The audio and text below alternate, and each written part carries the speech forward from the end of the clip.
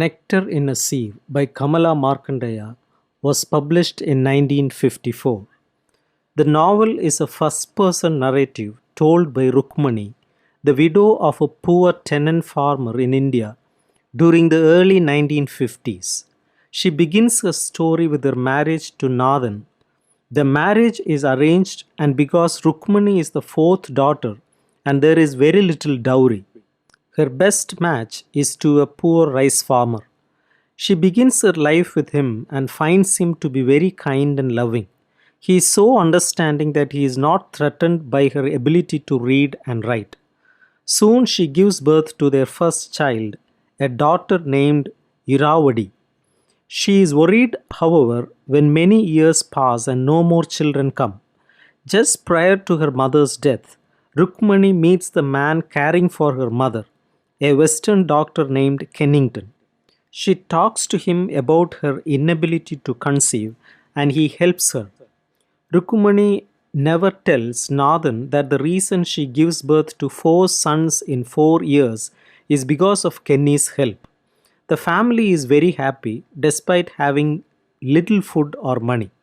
Years later, a tannery is built in the small village where Rukmani and her family live. While many villages welcome it, Rukmani is resistant because of the changes it brings to the community. When her two oldest sons go to work in the tannery, she is forced to accept it. Ira is now 14 and old enough to marry. Rukmani has a matchmaker find a good husband, even though there is a small dowry. A favorable match is made, and Ira moves to the home of her husband. 5 years later, a terrible monsoon destroys Rukmani's home and rice paddy. For a long time, they survive on very little food. Unfortunately, Ira's husband returns her because she has failed to give him any children. Rukmani arranges for Kenny to provide infertility treatment for Ira, but Ira's husband has already taken another wife. Rukmani gives birth to another child, a boy named Ruki. Ira nurtures him, and when lack of food threatens his life, Ira becomes a prostitute to earn money to feed him. Still, the child dies. Meanwhile, Rukmani's sons have lost their jobs in the tannery and decide to answer a call for laborers on tea plantations on the island of Ceylon. Another of Rukmani's sons has taken a job far away as a servant. When a drought hits, the family struggles once again. Rukmani and Nathan are forced to sell everything they have of value just to buy food for the family. When the rain finally comes, it is too late for the year's crop. One of the neighbor's wives, Kundi, arrives at Rukmani's house, demanding rice and threatening to tell Nathan about Rukmani's secret visits to Kenny. Afraid that Nathan will not understand that the visits were for Ira's infertility, Rukmani gives Kundi some rice, even though it means that her own family will have too little. Rukmani learns that Kundi also blackmails Nathan for rice, threatening to tell Rukmani that two of Kundi's sons were fathered by Nathan. One of Rukmani's sons is killed at the tannery for trying to steal a pelt to sell. Soon after, the paddies are finally harvested and the family has money again.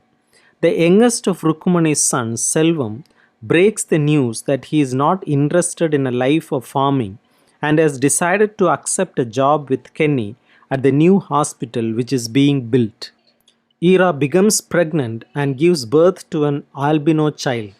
Rukmani knows that as hard as life would have been for Ira, it will be more difficult with an illegitimate child whose appearance frightens many of the villagers.